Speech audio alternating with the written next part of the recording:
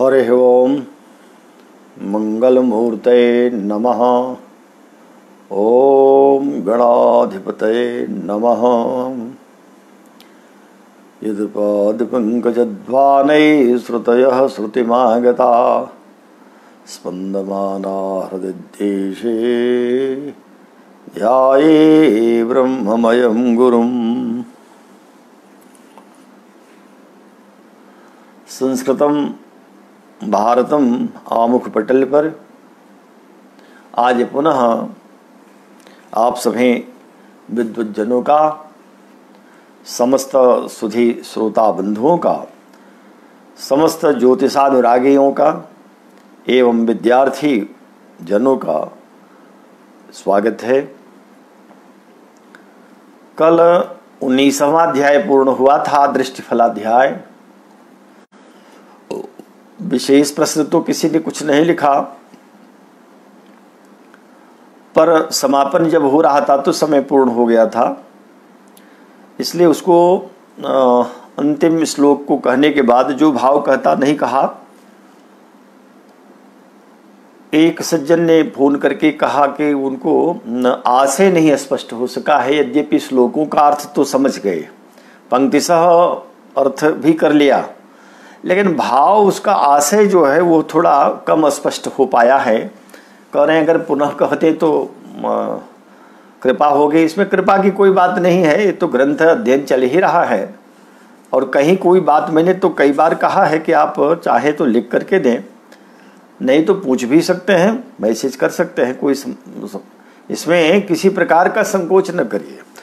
और ज्ञान प्राप्त करने के लिए कभी भी किसी से संकोच नहीं करना चाहिए। अगर कहीं से कुछ मिल रहा हो तो जरूर लेना चाहिए। तो ये 19वां अध्याय जो दृष्टिफलाध्याय है, इसको संक्षेप में एक बार कहते हुए फिर 20वें में प्रवेश कर रहे हैं। संक्षेप में अब श्लोक का अर्थ तो सबको स्पष्ट है, कोई दिक्कत नहीं है। कह रहे हैं भाव इसका दृष्टिफल का कहाँ कैसे है, तो भाव क्या है इसका मतलब ये आशय जानना चाह रहे हैं। देखिए, ये जो षड्वर्ग आचार्य बराहमिहिर ने कहा, षड्वर्ग में पहले तो स्थान होता है। नंबर 1 स्थान माने लग्न, लग्न का बल, फिर होरा का बल, उसके बाद देशकाण का बल, तीसरा है, चौथा है नवांश का बल, पांचवा द्वादशांश का बल और छठा त्रिंशांश का बल। इन्हीं 6 को मिला करके कहा गया कि षड बल हैं, षड वर्ग हैं, और इन्हीं षड वर्गों के षड बल को देखा जाता है। तो षड वर्गों पर भी ग्रहों की दृष्टि होती है। जब ग्रहों की दृष्टि होगी तो फल शुभ या अशुभ होंगे।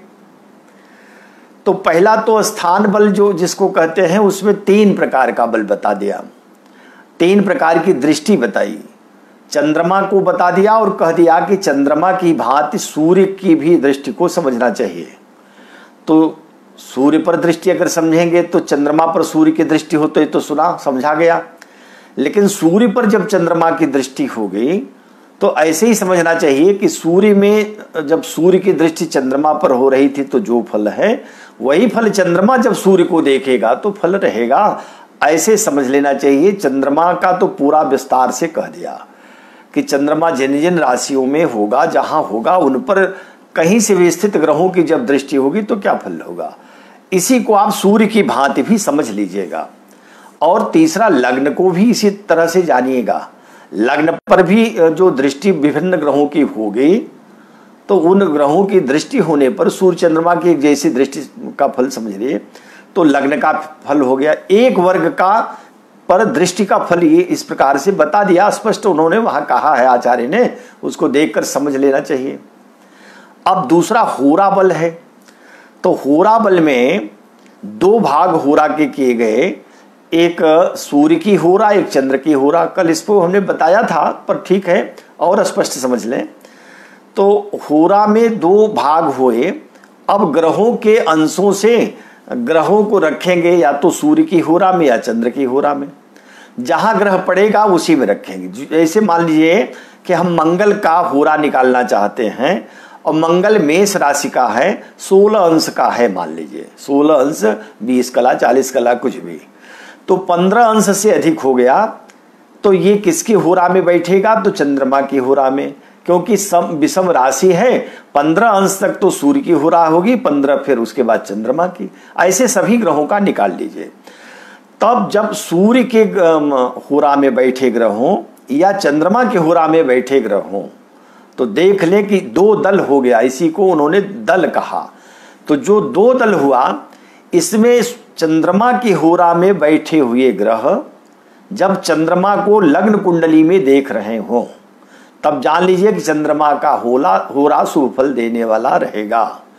ऐसे ही सूर्य की होरा में बैठे ग्रह जब सूर्य पर दृष्टि डाल रहे हों, तो अपने दल के जो ग्रह अपने ग्रह पर, माने चंद्रमा के दल वाले चंद्रमा को देखें। दल से अभिप्राय है जो चंद्रमा के वर्ग में होरा में ग्रह आए हैं। ये 7 ग्रह आ सकते हैं, चंद्रमा को छोड़कर 6 ग्रह आ सकते हैं। ये चंद्रमा भी आ सकता है अपने वर्ग में। ये भी संभव है कि 7 ग्रह एक ही होरा में हो जाए। और ऐसे सूर्य की होरा में, तो अपने होरा में जो ग्रह बैठे वही जब देखेंगे तो शुभ फल, अन्यथा अशुभ फल। ये तो होरा का फल, यही उसका सार है। इसी को आशय समझ लीजिए। अब 2 हो गए, तीसरा आएगा दृष्काण। तो दृष्काण में इसको त्रेंस भी कह दिया। त्रेंस मान 10-10 अंश के 30 अंशों को बांटा है। 3 भाग त्रिभाग कहते हैं, इसलिए त्रिभाग माने दृष्काण या त्रेंस माने दृष्काण। दृष्काण में ये देखें कि जिस ग्रह को देखना, चंद्रमा पर दृष्टि देखनी है, तो चंद्रमा जहां बैठा है उसके दृष्काण का जो स्वामी ग्रह है, यदि दृष्काणाधिपति चंद्रमा को देखे अथवा उसका दृष्काण का स्वामी अपने मित्र के घर में बैठे अथवा मित्र घर का बैठा ग्रह चंद्रमा को देखे, दृष्काण का स्वामी देखे अथवा दृष्काण के स्वामी ग्रह के मित्र चंद्रमा को देखे, तब इसको शुभ मानिए, अन्यथा अशुभ मानिए। ये हो गया दृष्काण का। और फिर इसके बाद आया नवमांश। तो नवमांश का फल तो विस्तार से बताया कि इस पर चंद्रमा पर दृष्टि होने से क्या फल होगा। उसी ढंग से सूर्य पर दृष्टि होगी तो क्या फल होगा, उसी तरह से लग्न को भी जान लीजिए। इसको विस्तार से उन्होंने समझा दिया था, जहां आरक्ष को बध इत्यादि गिनाया है। तो नवमांश में तो स्पष्ट है, एक एक ग्रह पर कह दिया, इसलिए वो तो अस्पष्ट ही है, वहां तो कुछ विस्तार से नहीं करना, उसका आशय एकदम स्पष्ट है। अब द्वादशांश हुआ।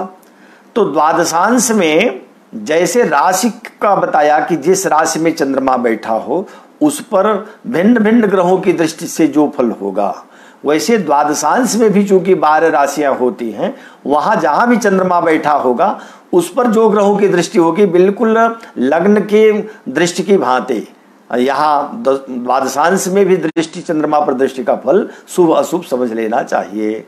ये भी एकदम स्पष्ट है। अब बचा त्रिंशांश, 6वां।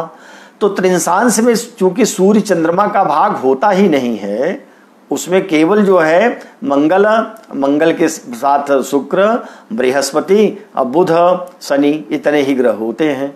ये पहले पढ़ा जा चुका है। इसलिए जब सूर्य चंद्रमा का वर्ग है ही नहीं तो त्रिशांश पर दृष्टि का फल का कोई मतलब नहीं, क्योंकि सूर्य चंद्रमा को ही तो बता रहे हैं, लग्न या सूर्य चंद्रमा का, इसलिए त्रिशांश का नहीं बताया। यही षड्वर्ग पर जो ग्रहों की दृष्टि का शुभ अशुभ फल कहा है, नवांश आदि में, द्वादशांश में और राशि तीनों के तो फल को अलग अलग भी कह दिया कि क्या कैसा होगा, वो किस प्रकार की रुचि वाला होगा, विद्वान होगा, मूर्ख होगा, धनी या निर्धन होगा, ये सब स्पष्ट कर दिया है। केवल इतनी बात रह गई कि हम होरा और दृष्काण का फल तो शुभ अशुभ इतना ही जानेंगे कि अगर उसका स्वामी या मित्र देखे दृष्काण में तो चंद्रमा पर शुभ होगा, और ऐसे होरा का यही आशय है। इसमें बिल्कुल चिंता न करें, इसको एक बार मनन करिए, दोहराइए तो सब स्पष्ट हो जाएगा।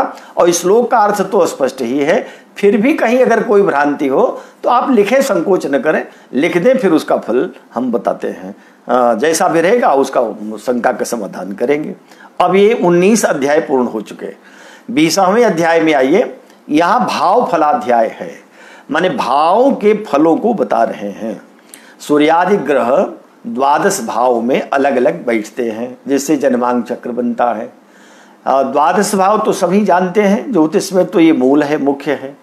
और इसका वर्गीकरण बहुत सोच समझ करके बिल्कुल वैज्ञानिक ढंग से, जैसे कैसे वृद्धि होती है और यात्रा जीवन यात्रा पूर्ण होती है, उसी क्रम में रखा गया है। शरीर का जन्म ही लग्न है और इसी का अंत होना द्वादश है। इसको चाहे हानि कह लीजिए या व्यय कहिए अथवा कहिए शरीर का क्षय, महायात्रा भी हो जाता है। और इसी क्रम से क्रम बिंदु जैसे ऋषियों आचार्यों ने देखा है, चिंतन किया है, उसी प्रकार से भावों को 12 भाव में विभक्त किया और एक एक भाव में से क्या विचार किया जाए बड़े विस्तार से कहा है। और कुछ तो फलादेश तो किए जाते हैं, भाव फल आते हैं, लेकिन इसके अतिरिक्त भी स्वयं से भी भावों के द्वारा भावों के का संबंध बनाना चाहिए, जिसको भावात भावम कहते हैं। एक के संबंध से दूसरे का जिसका संबंध नहीं कहा गया है स्वयं निकाल लेना चाहिए। तो किस भाव में सूर्यादि ग्रह बैठेंगे लग्न से लेकर द्वादश तक, तो क्या फल करेंगे, इसी फल को आचार्य बराहमिर इस 20वें अध्याय में बता रहे हैं। इस अध्याय का नाम भाव फलाध्याय है। पहले श्लोक पर ध्यान दें। कहा कि सूरस्तब्धो विकल नयनो निर्घृणोर्कः तनुस्थे मेषे सस्वत्तिविरनयनः सिंह संस्थे निशांध नीचेन्धोस्वः शशिगृहे गते बुद्बुदाक्षः पतंगे भूरिद्रव्यो नृपहृत धनो वक्त्र रोगी द्वितीये। अर्थ होगा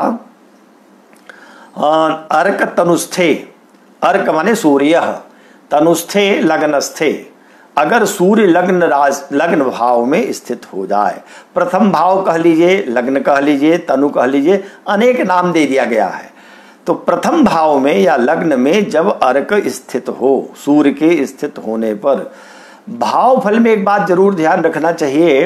वैसे तो लोग केवल जन्मांग देखते ही समझ लेते हैं कि जहां ग्रह बैठे हैं वही उसका भाव हो गया, लेकिन भाव में एक बात जरूर ध्यान रखना चाहिए कि द्वादश भाव स्पष्ट करना चाहिए, क्योंकि भाव में संधि भी आती है।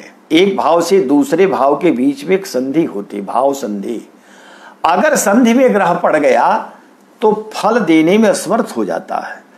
संधि से आगे बढ़ गया तो अगले भाव का फल देगा, भले लग्न में सूर्य हो, लेकिन ये जो विचार किया गया भाव का, अब द्वादश भाव स्पष्ट किया गया, जब सूक्ष्म लग्नों को स्पष्ट किया गया तब उसके बाद से ही अक्षांश देशांतर के आधार पर ये देखा गया, जो एक प्रकार से निर्यन और सायन की व्यवस्था है उसमें अंतर होने लगता है।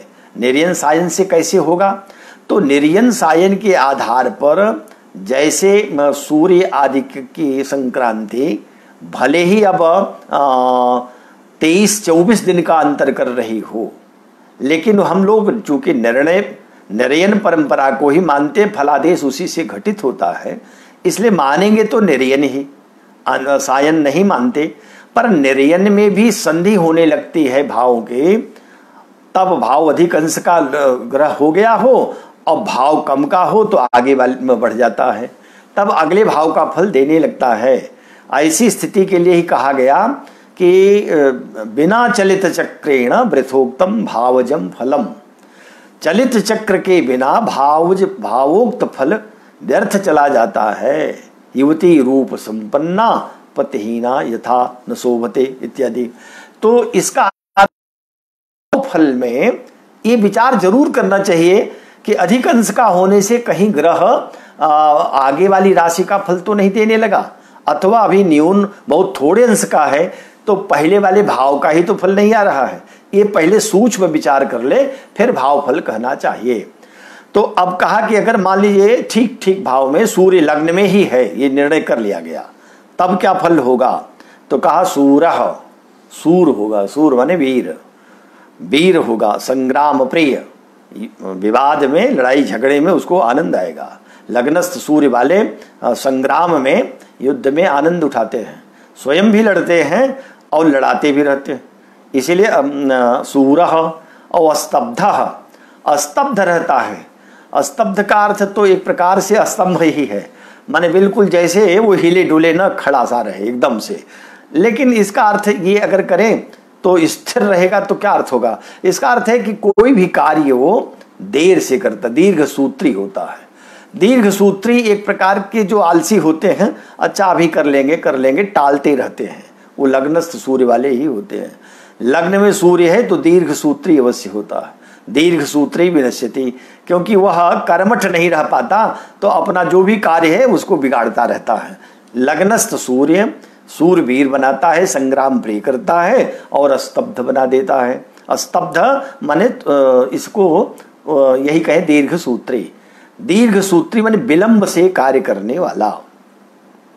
विकल नयन, विकल नयन माने नेत्र विकल रहते हैं, माने हीन दृष्टि, मंद दृष्टि हो जाती है।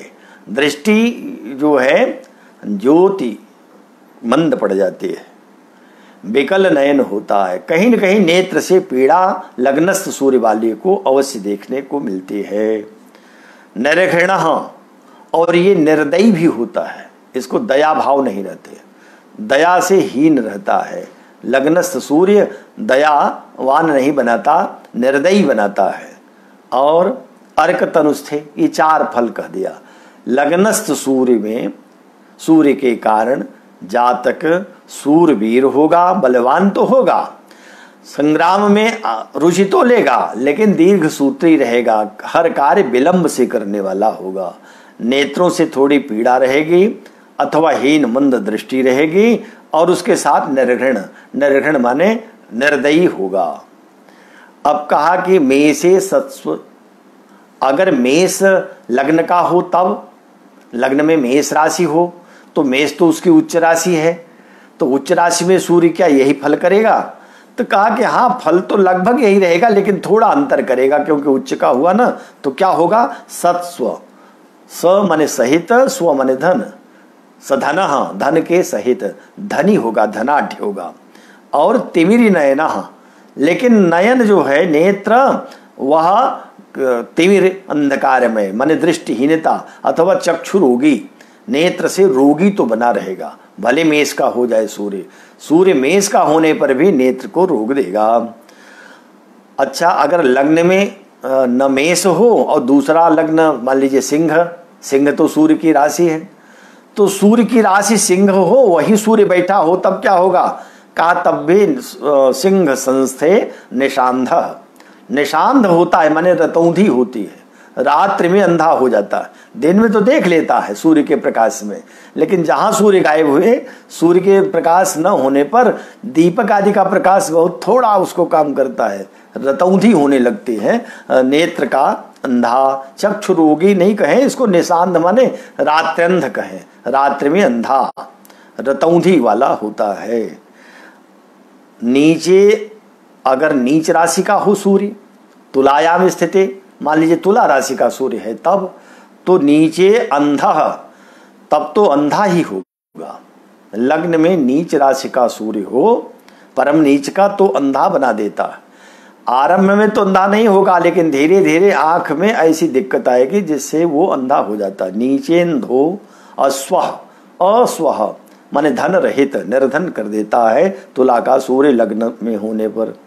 शशि गृह गते, और अगर कर्क राशि का लग्न में सूर्य हो जाए तब, तो कहा कि अगर चंद्रमा के घर कर्क राशि का सूर्य हो तो बुध बुधाक्ष, बुध बुध नेत्र वाला, जिसके अक्ष आंखें बुध बुध होती है, माने थोड़ा आंख बंद करे खोले बंद करे, जल्दी जल्दी जल्दी जल्दी जो आंखें खुलती बंद होती रहती है उसको बुध बुधाक्ष कहते हैं। तो अगर कर्क का लग्न में सूर्य हो तो बुध बुधाक्ष होता है, बुधबुध नेत्रों वाला।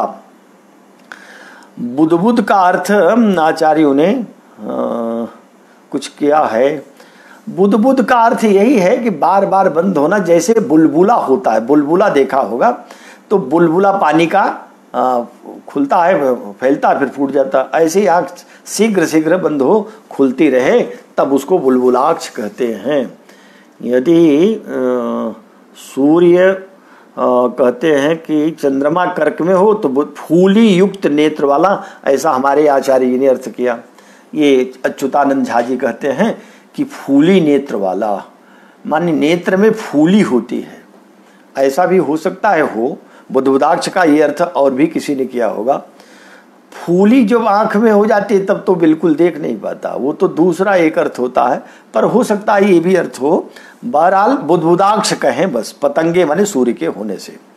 भूरि द्रव्य, नृपहृत धन वक्त्र रोगी द्वितीय। अब लग्न का फल तो कह दिया, अब द्वितीय माने सूर्य द्वितीय भाव में धन भाव में हो तब क्या फल होगा। तो कहा भूरि द्रव्य, भूरि द्रव्य वाला धनाढ्य होता है, बहुत धन रहता है। भूरि माने प्रचुर द्रव्य। और नृपहृत धन, धन तो बहुत रहेगा लेकिन होगा क्या, नृप राजा के द्वारा माने राज्ञा, हरित धन, हरा गया है धन जिसका, राजा उसके धन को ले लेता है, हरण कर लेता है, माने राज की कोष में इसका धन अधिकतर चला जाता है।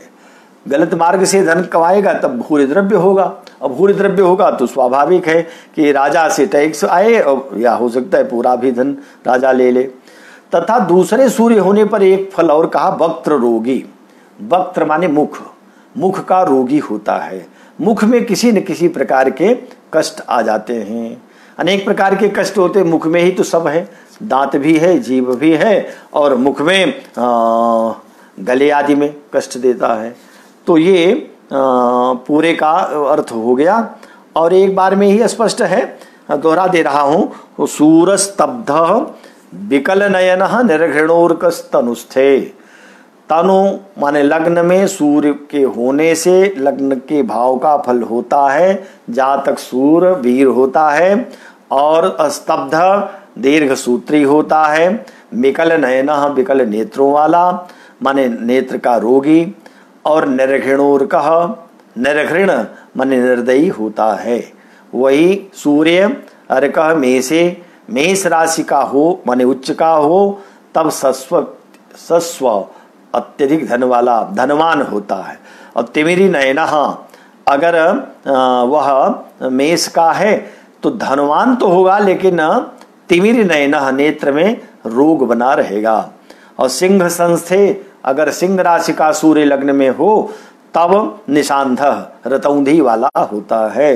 नीचेंधोस्व नीच राशि का सूर्य हो तो अंधा होता है और अश्व निर्धन भी होता है। सशिगृह गते और चंद्रमा के घर माने कर्क राशि का सूर्य हो तो बुध बुधाक्ष होता है, बार बार नेत्र खुलना बंद होना ऐसा होता है।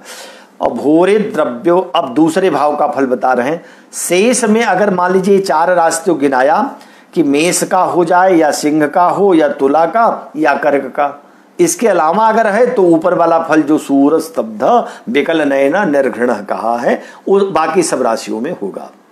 अब अगर द्वितीय भाव में हो गया, लग्न के अतिरिक्त दूसरे भाव में सूर्य है तब उसका फल तो कहा भूरि द्रव्य, प्रचुर धन होता है लेकिन नृपहृत धन, राज्ञा हृत धन, राजा के द्वारा इसका धन हरण किया जाता है। अब वक्त्र रोगी, किंतु दूसरे भाव में सूर्य के रहने से मुख का रोगी होता है।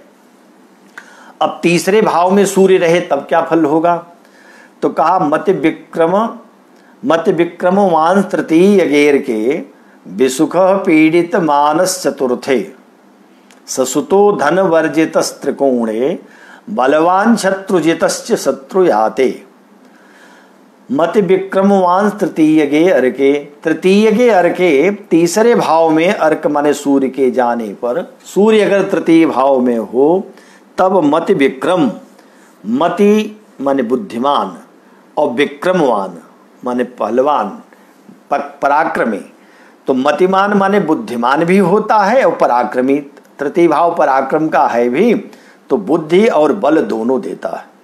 बल रहे तो बुद्धि नहीं रहती, बुद्धि रहे तो बल कम होता है, ये दोनों में सामंजस्य कम ही बनता है।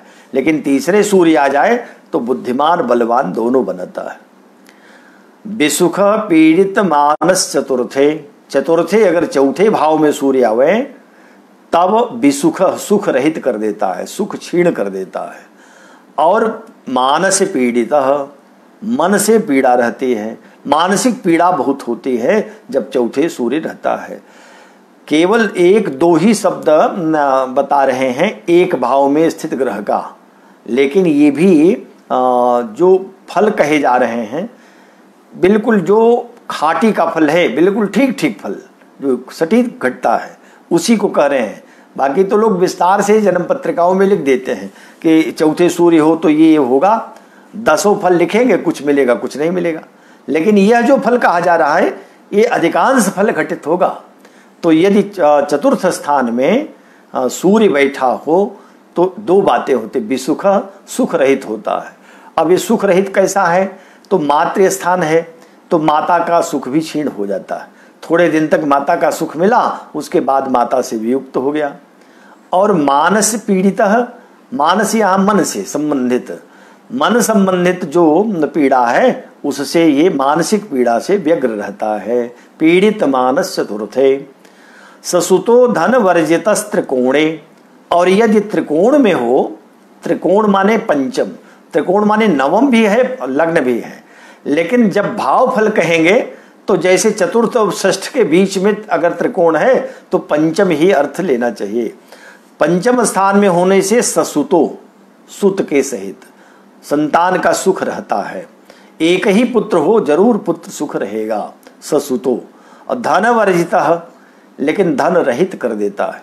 पंचम में सूर्य होने पर धन की क्षीणता हो जाती है। धन रहित का अर्थ है धन क्षीण रहता है, थोड़े धन वाला होता है। बलवान शत्रुजितस्य शत्रु याते, शत्रु याते माने छठे भाव में अगर सूर्य हो तो छठे भाव में सूर्य के होने पर बलवान होता है। बलवान माने पहलवान लोग होते हैं जो शारीरिक ताकत बहुत होती, शारीरिक क्षमता बहुत अधिक होती छठे सूर्य के रहने पर।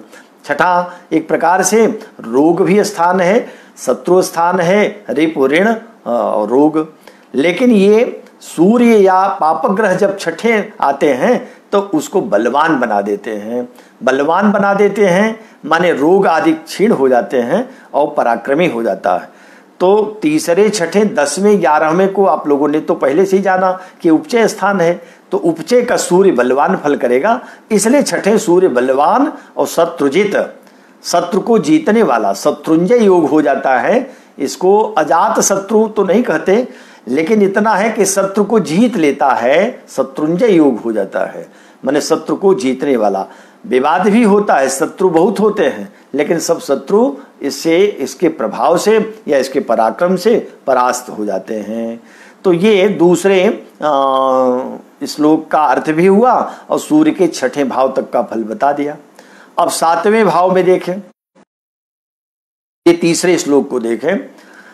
स्त्रीभिर्गतः परिभवम मदगे पतंगे स्वल्पात्मजो निधनगे विकले क्षणस्य धर्मे सुतार्थ सुख भाग सुत शौर्य भाख्ये लाभे प्रभूत धनवान पतितस्य रिष्फे। सूर्य स्त्रीभिर्गतः परिभवम मदगे पतंगे, पतंग माने सूर्य भी होता है। पतंग जो आकाश मार्ग से चल रहा हो तो इसलिए आकाश में चलने के कारण निरालंब आकाश में रथस्यैकम चक्रम भुजगे मिता सप्त तुर्गा निरालंबो मार्गश्चरण विकलः सारथिरपि रविर्वान्ते यातम याते प्रतिदिनम पारस्य नभसः क्रिया सिद्धि सत्वे भवति महताम नोपकरणे। महताम जो महापुरुष जन होते हैं, जो बड़े होते हैं, उनकी क्रिया की सिद्धि, वो जो संकल्प करते हैं, जो करना चाहते हैं, अपने क्रिया की सिद्धि सत्व माने उनके उत्साह में ही छिपा रहता है।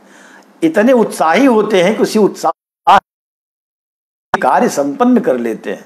और नोपकरणे, अगर उपकरण बहुत हो, सामग्री बहुत इकट्ठी कर लें और उनका संकल्प ही दृढ़ न हो तो कार्य पूरा नहीं कर पाते।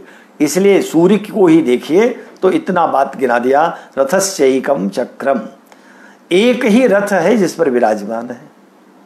एक चक्र भी एक ही है, वही एक चक्र है जिसको ज्योतिष चक्र कहते हैं, एकमात्र चक्र है रथस्यैकम चक्रम। अब भुजगे मिता सप्त तुर्गा, 7 घोड़े हैं।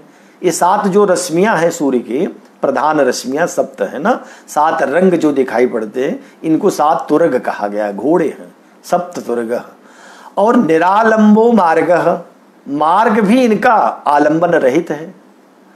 चरण विकलः, ये पैर इनका जो है, जो सारथी है अरुण, वो चरण विकल है, माने बिना पैर का है। सारथिरपि, सारथी बिना चरण के। लेकिन इस पर भी प्रतिदिन सूर्य पूरे आकाश को पार करते दिखाई दे रहे हैं। कहा क्रिया सिद्धि सत्वे भवति महताम नोपकरणे। तो पतंगे माने यहाँ सूर्य, पतंग ये मदगे, मद में, मद माने सप्तम भाव में यदि गए हुए हों, सप्तम में सूर्य के रहने पर, सप्तम भाव का सूर्य होने पर क्या फल होगा? स्त्रीभिर गतः परिभवम, स्त्री से पराजित रहता है। सप्तम में सूर्य के रहने से स्त्रियों से अनादृत, आदर नहीं पाता, तिरस्कृत होता रहता है। स्त्रीभिर गतः परिभवम, स्त्रियों से परिभव, परास्त या कहिए अपमानित होता है, तिरस्कृत होता है। सप्तम का सूर्य चाहे जिस राशि का हो, वो स्त्री से बैर कराता रहता है। कभी कभी वियोजक होने से विवाह भी टूट जाते हैं, या दो विवाह होते दिखाई पड़ते हैं, पर दूसरे में भी सुख नहीं प्राप्त कर पाता। सप्तम का सूर्य कहीं भी स्तुत्य नहीं है, निंदनीय है।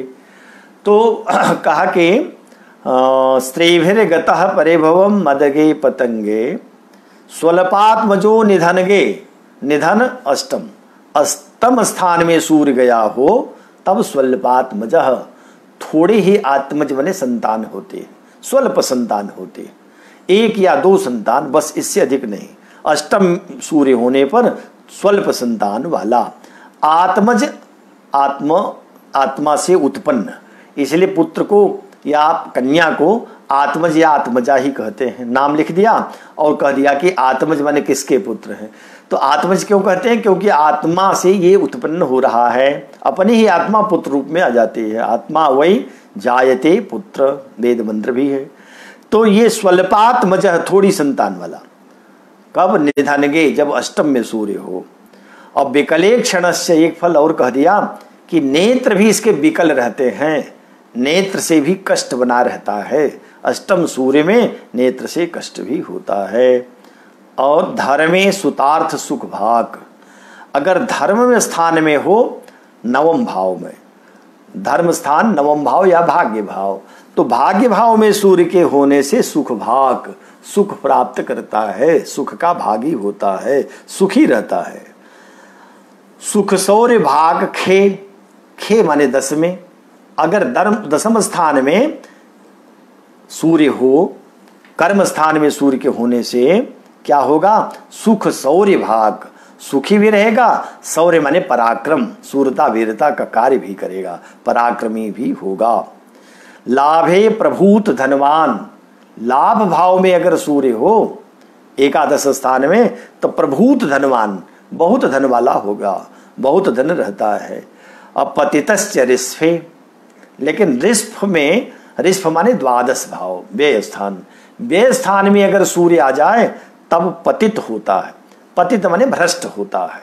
भ्रष्टस्य कान्या गति, भ्रष्ट की कोई गति नहीं होती, एक बार गिरा तो गिरता चला जाता है। विवेक भ्रष्टानाम भवति विनिपातः शतमुखः, जब एक बार गिरेगा तो 100 प्रकार से गिर जाएगा, गिरता ही चला जाता है।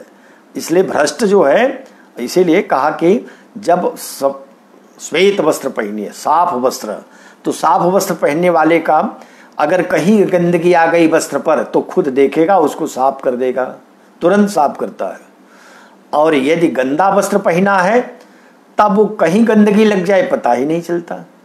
इसलिए कहा कि जो मलिन वस्त्र धारण करते हैं, यथा ही मलिनई वस्त्रई, मलिन वस्त्र धारण करने वाले यत्र तत्रोपविश्यते, कहीं भी गंदे स्थान हो, गंदा हो या कैसा भी स्थान, यत्र तत्रोपविश्यते, कहीं बैठ जाते हैं। लेकिन क्या उससे होता है? एवं चलित वृत्तस्तु, जिसका चरित्र एक बार चल गया, गिर गया, वृत्त शेषम न रक्षते, अपने बचे हुए बाकी चरित्र की फिर वो रक्षा नहीं कर सकता, क्योंकि पतन तो एक बार हो गया, अब हो गया, उसको लगता अब गंदगी तो गंदगी चाहे जितनी लगे। इसलिए प्रथम बार ही गंदगी न लगे, झटक दीजिए, गंदगी दूर हो जाए, साफ कर दीजिए।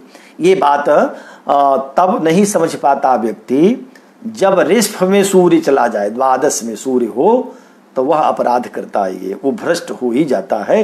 ये बात यहाँ आचार्य ने सूर्य के द्वादश भावों के फलों को बता दिया। अब सूर्य का फल हो गया, आइए चंद्रमा के भावों को फल देखा जाए। चंद्रमा क्या करता है? चंद्रमा अगर द्वादश भाव में स्थित हो तो एक एक भाव का क्या फल होगा, इसको विचार करिए। देखिए ये श्लोक है चौथा। मूकोन्मत्त जड़ांधहीन बधिर, मूकोन्मत्त जड़ांधहीन बधिर प्रेष्या शशांकोदये, स्वरछा जोच्चगते धनी बहुसुतः सत्स्वः कुटुंबी धने, हृंसो भ्रातृगते सुखे सतने, तत्प्रोक्त भावान्वितो नैकार्य मृदुकाय बंढिमदन तीक्ष्णो लसश्चारिगे। मूकोन्मत्त जडांधहीन अवधिरः प्रेष्या शशांकोदये, शशांकोदये, उदय शशांकः, उदय माने लग्न और शशांक माने चंद्रमा। जब चंद्रमा लग्न में स्थित होता है तब जातक क्या होगा, तो वह जातक मूकः, मूक माने गूंगा, मौन रहता है। चंद्रमा वृष का हो जाए, उच्च का हो जाए तब भी क्या गूंगा होगा। कहा अभी लग्न का फल सुन लीजिए, उसके बाद उसमें निर्णय करेंगे और क्या होगा। तो पहले तो लग्न में चंद्रमा होने से अगर क्षीण है, कमजोर है, तो तब तो तय ही है कि वो मूक होगा। उन्मत्त, उन्मत्त होता है, उन्मत्त का अर्थ है मदोन्मत्त, मदोन्मत्तता होती है, वो उसको समझ में नहीं आता क्या उचित क्या अनुचित है। और जड़ांध, जड़ भी होता है, जड़ता माने मूर्खता ही एक प्रकार की है, और जो हठ करता रहे मूर्ख उस प्रकार का जड़त्व, जड़ांध, अंध भी, जड़ांध होना, अंधा। और हीन, हीन का अर्थ है अनुचित कार्य करने वाला, अनुचित कर्मकृत, बुरे कामों को करता रहता है। बधिरह, बहिरा भी होता है, कान से कम सुनना या बिल्कुल न सुनना। और प्रेष्य, प्रेष्य माने नौकर, भृत्य होना। चंद्रमा का इतना बुरा फल लग्न में होने से होता है, ये तो बहुत कुछ ज्यादा हो गया क्या। चंद्रमा लग्न में किसी का आ जाए तो लगता है कि इतने बुरे फलों को भोगेगा। हाँ, ये फल तब निश्चित ही घटित होता है जब वह अपने शत्रु राशि का हो, अस्त हो जाए अथवा क्षीण बल हो जाए। क्षीण बल के चंद्रमा में फल देखा जाएगा। लेकिन अगर ऐसा नहीं है, उच्चादि का है, तो कह दिया कि अच्छा स्वरछार जोच्च गते, स्वरछ माने अपने राशि कर्क का ही हो जाए तब, अथवा अज, अज तो मेष को कहते, मेष का भी क्यों, मेष का उच्चाभिलाषी मेष का होगा, वृष में उच्च होता है इसलिए उच्चाभिलाषी मेष का। तो अपने राशि का हो स्वरछ, अज, अज माने मेष राशि, अथवा उच्च गते, उच्च राशि का हो जाए। माने जब चंद्रमा बलवान होकर के बैठे तब ये फल नहीं रहेगा, इस फल में कमी आएगी। तब वह ये सब फल सामान्य दिखाई पड़ेंगे, लेकिन ये फल दूर हो जाएंगे। उसमें धनी, अब धनवान होगा, ये फल न्यून हो जाएंगे। और बहुसुतः, धनी बहुसुतः, बहुत संतान वाला। सस्वः कुटुंबी धने, लेकिन धने अगर द्वितीय भाव में आ जाए तो सत्स्वः, स्व माने धन, स माने सहित, सधनः धनवान तब होगा। और कुटुंबी परिवार वाले, दूसरा स्थान कुटुंब का भी होता है, इसलिए परिवार बड़ा होगा, परिवार के साथ रहेगा, परिवार का सुख भी रहेगा, धनी भी पारिवारिक सुख भी रहेगा। अब हृंसो भ्रातृगते, भाई का स्थान माने तृतीय स्थान में अगर चंद्रमा आ जाए तो हिंस, हिंसक होता है, दयाहीन होता है और हिंसा करने वाला, प्राणियों की हत्या करता है। सुखे सतनये, और सुखे, सुखे माने चतुर्थ स्थान में हो, सतनये या पंचम स्थान में हो, तो चतुर्थ और पंचम दोनों का एक जैसा फल होगा। कैसा फल होगा बता दें, का तत्प्रोक्त भावान्वितः, तत्प्रोक्त भावान्वितः, वैसा फल कहिए जिस भाव में है उसी भाव के अनुसार कह दीजिए। जैसे सुख में है तो सुखी रहेगा, चतुर्थ में सुखी, और पंचम में तो संतानवान, संतान युक्त, बुद्धिमान, ये अर्थ कर लीजिए। जिस भाव में है चतुर्थ पंचम, तो भाव के अनुसार तत्प्रोक्त भावान्वित, उस भाव के अनुसार, जिस भाव से अन्वित है उसके अनुसार फल कह दीजिए। तो चौथे में सुखी और पांचवें में धनवान, नहीं पांचवें में बुद्धिमान और संतानवान रहेगा। पुनः नैकारिर मृदु काय वन्य मदन तीक्ष्णे लसश्चारिगे, चारिगे च अरिगे, अरि माने छठा शत्रु, तो शत्रु छठे भाव को कहते हैं। इसलिए जब छठे भाव में आएगा तब क्या होगा, तब कह रहे हैं कि नैकारिर, न एकारी माने अनेकारी, अनेकारी माने बहुशत्रु हो, अनेक शत्रु होंगे, बहुत शत्रु होंगे। चंद्रमा छठे बैठा हो ऐसा व्यक्ति शत्रुओं से ही जूझता रहता है जीवन भर। नैकारिर मृदु, मृदु माने मंद, मृदु माने कोमल भी, मृदु माने मंद भी। तो कोमल क्या होगा, काय बन्य मदन, इतनी चीजें। काय माने शरीर, मृदु शरीर होगी, कोमल शरीर होगी छठे चंद्रमा में। शत्रु तो बहुत रहेंगे लेकिन शरीर बहुत मजबूत रही रहेगी, कोमल रहेगी। अथवा मंद शरीर, और बन्ही, मृदु बन्ही माने मंद बन्ही, मंदाग्नि रहेगी, भोजन आसानी से नहीं पचेगा, देर से भोजन पचेगा, जिसका छठे चंद्रमा रोग स्थान का चंद्रमा हो तो। मंदाग्नि मृदु बन्ही और मृदु मदन, मदन माने काम भी इसका मृदु रहेगा, मंद रहेगा, मंद काम वाला, कामी तो रहेगा लेकिन काम मंद रहेगा, मंद काम वाला। और तीक्ष्णो लसह, तीक्ष्ण रूखा, क्रूरता पूर्ण व्यवहार करने वाला। आलसह और आलसी, जब कार्य में रस नहीं मिलता तो व्यक्ति उसमें आलसी बन जाता है। न रसः इति अरसः, और रसस्य भावः इति रस्यम, वैसे अलस्यम। र और ल का अभेद संबंध है, डलयोर अभेद। तो जैसे रस न मिले तब व्यक्ति को उस कार्य में आनंद नहीं आता, छोड़ देता है। ऐसे ही जब अपने कार्यों में रास नहीं आता कार्य, तो उसी को अलस कहते हैं। अलस का भाव माने आलसी बन जाता है। कब, चारिगे, जब छठे स्थान में चंद्रमा होता है। तो छठे चंद्रमा होने पर, या पूरे का एक एक निगाह और पूरी कर डालिए। मूकोन्मत्त जडांधहीन बधिर प्रेस्यास सांकोदय, चंद्रमा के लग्न में होने पर मूक गूंगा, उन्मत्त जड़ अंधा, हीन, हीन अनुचित कार्य करने वाला, बधिर बहिरा, प्रेस्य और भृत्य होता है। स्वर्छा जो चगते, लेकिन वह चंद्रमा अपने राशि का हो, मेष का हो, अपने उच्च का वृष का हो, अथवा बलवान हो, तब सुखे सतनय, नहीं तब ऐसी स्थिति में सोच गति धनी बहु सुतः, धनवान होता है और अधिक सुत होता है।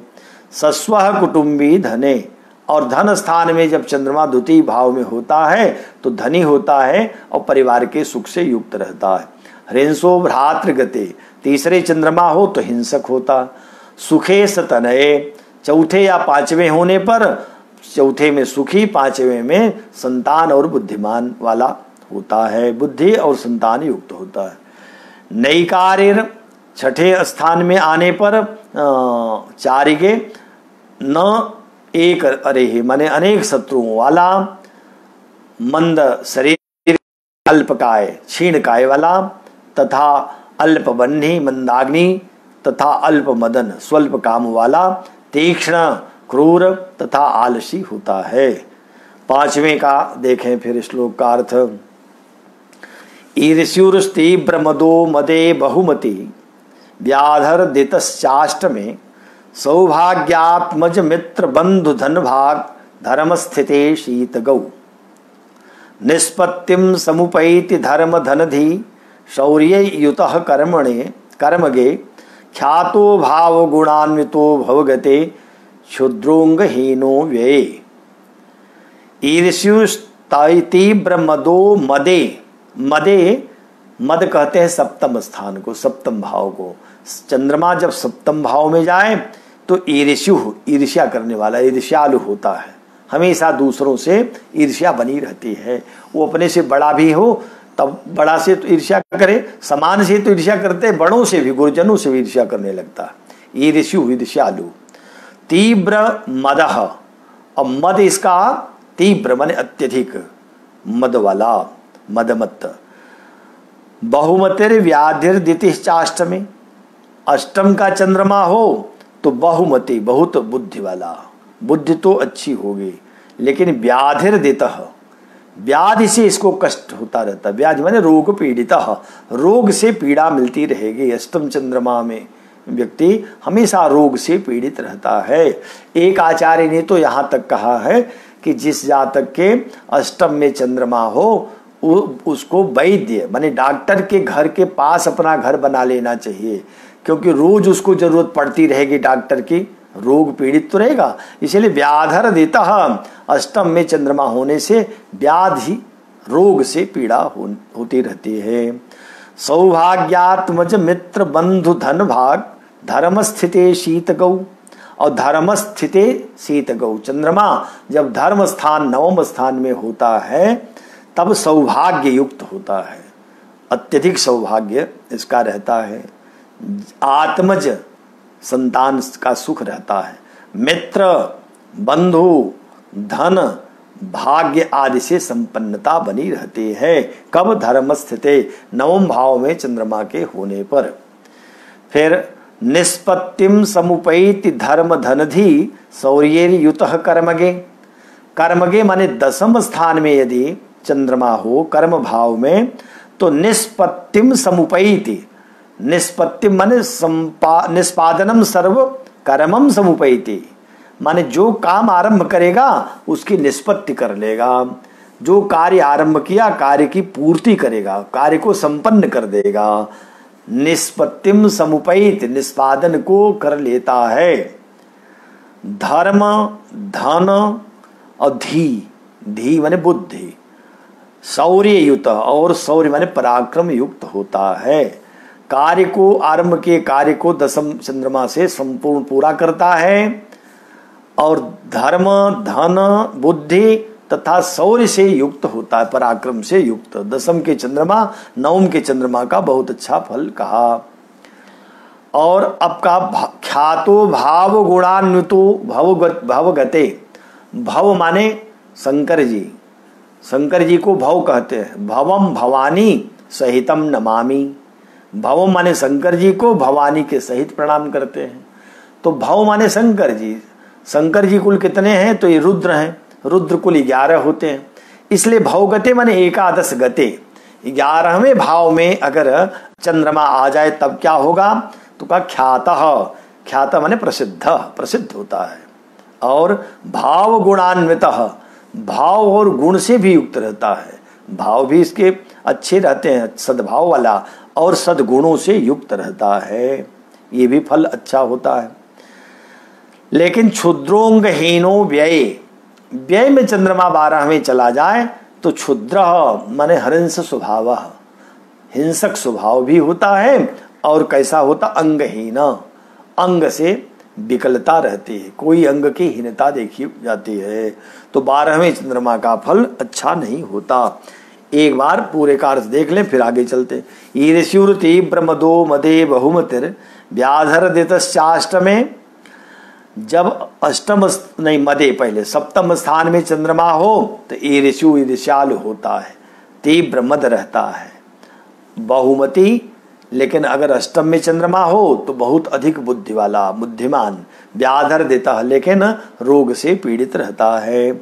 सौभाग्या मज, यहाँ कह रहे हैं धर्म स्थिते शीत गौ, नवम स्थान में चंद्रमा हो तो सौभाग्य, आत्मज, संतान, मित्र, बंधु, धन और भाग्य से स्थित रहता है, भाग्य की स्थिति अच्छी रहती है, मन इनसे संपन्न होता है।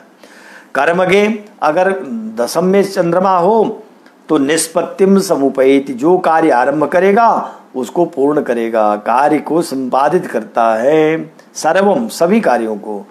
धर्म धनाधि, धर्म, धन, बुद्धि और शौर्य से युक्त रहता है, पराक्रम से युक्त होता है। ख्यातो भाव गुणान्वितो भवगते, भाव माने एकादश स्थान में अगर चंद्रमा हो तो ख्यात माने प्रसिद्ध, भाव गुण से युक्त होता है। जबकि व्यय 12 में चंद्रमा हो तो क्षुद्र माने हिंसक वृत्ति होती है और अंगहीन होता है, किसी न किसी अंग से हीनता रहती है, इसको दिव्यांग भी कहते हैं। अच्छा, अब आइए मंगल के भावों का फल। मंगल जब 12 भाव में रहेगा तो क्या फल करेगा, इसको आगे आचार्य बता रहे हैं। देखें, ये 6वां श्लोक है। लग्ने कुजे छत तनुर धनगे कदन्नो धर्मे घवान दिनकर प्रतिमोन्य संस्थ विद्वान धनी प्रखल पंडित मंत्र शत्रु धर्मज्ञ विश्रुत गुण परतोर्क वज्ञे। अर्थ होगा लग्ने कुजे, कुजे माने मंगल जब लग्न में हो तब। लग्न का मंगल क्या फल करेगा, का छत तनु, शरीर में चोट अवश्य आएगी, चोट का चिन्ह जरूर रहेगा। अगर नहीं है तो मंगल इसका मतलब संधि में है या अगले या पिछले भाव का फल दे रहा है। लग्नस्थ मंगल शरीर में चोट या किसी न किसी प्रकार का चिन्ह जरूर देता है या कभी क्षति होती है, चोट लगता ही है। छत तनु शरीर में कष्ट देता है। अब ये मंगल अगर उच्च का हो, अगर इन सब राशियों का हो तो थोड़ा कम तो करेगा, लेकिन ये चिन्ह तो अवश्य रहेगा। लग्ने कुजे छत तनुर। और धनगे, अगर मंगल धन स्थान में हो द्वितीय भाव में तो कदन्नो, कदन्न खाता है, ज्यादातर इसको भोजन में कुवन्न मिलता है। कुवन्न क्या होता है, कुवन्न माने जो अन्न समिधा में नहीं प्रयोग होते, असमिधा नहीं, हविष्यान्न में, हवि में, वो सबको एक प्रकार से मध्यम अन्न या निकृष्ट अन्न भी कहा। तो जैसे गेहूं का प्रयोग तो नहीं है हविष्यान्न में, तो गेहूं मध्यम फल है, जौ आदि है तो वो सब उत्तम है, चावल है उत्तम है, क्या क्या है तो उसमें चावल भी है, तिल भी है, ये सब उत्तम है। सावा काकुन आदि चावल के ही सब अंग हैं, ये तो सब ठीक है। लेकिन एक कोदव अन्न होता है, ये इसको कुअन्न कहते हैं, कोदव को कुअन्न कहा। और भी ऐसे जो इसे बेजर आदि हैं, अरहर आदि अथवा मसूर आदि, कई अन्न ऐसे हैं जिसको कदन्न कहते हैं। मसूर तो चूंकि मंगल का है तो मसूर को भी कह सकते हैं कि मंगल के अपने अन्न है। कदन्नो कब, धनगे, धन स्थान में द्वितीय स्थान में अगर मंगल हो तो कदन्न का खाने का उसका अवसर बार बार आता रहता उसको। और धर्मे घवान, अब धर्म माने नवम स्थान में कह दिया। नवम में अगर चंद्रमा हो, तृतीय आदि को छोड़ा है क्योंकि आगे वो किसी और से जोड़ेंगे, तो कह रहे हैं कि धर्म में अगर नवम में मंगल हो तो अघवान, अघ माने पाप, पापी होता है, पाप इकट्ठा बहुत करता है, पापी होता है एक प्रकार से। अघवान माने पापवान, पापी।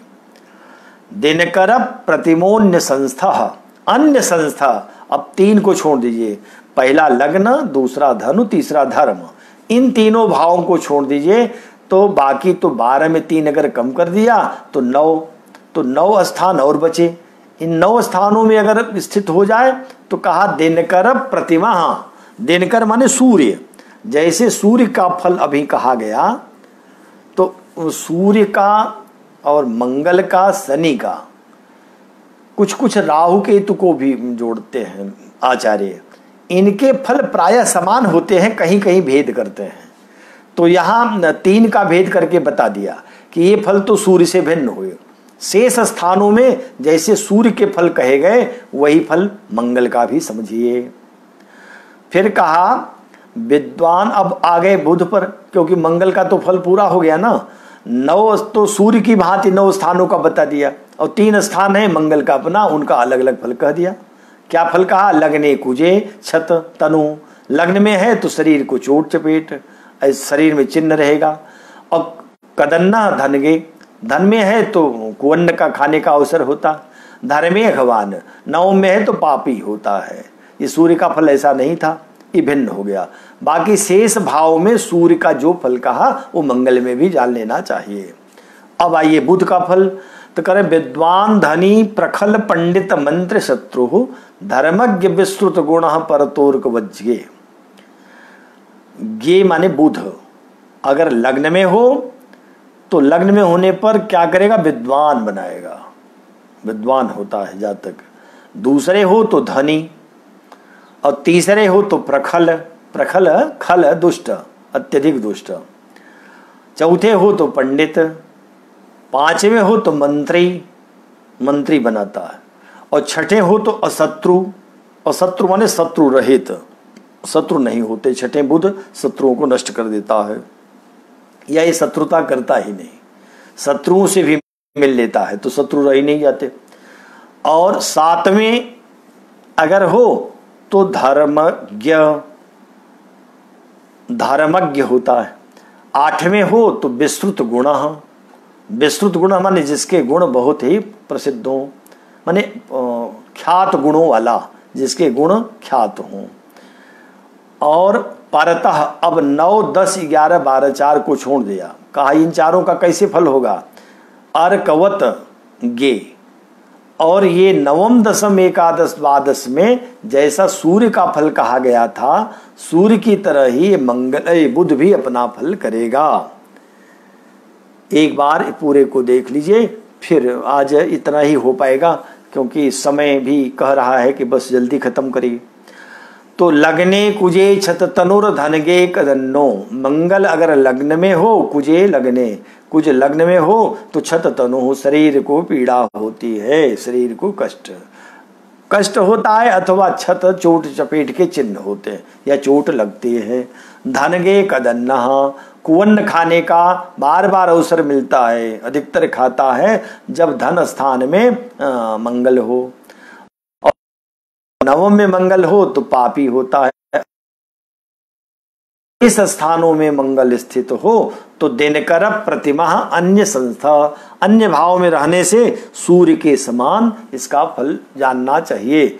मंगल के शेष भावों को सूर्य के भाव के अनुसार फल बता देना चाहिए। अब अगर बुध के भाव का फल देखना है तो बुध क्या करेगा, कहा लग्न में बुध हो तो विद्वान, विद्वान होता है। धन में हो तो धनी होता है,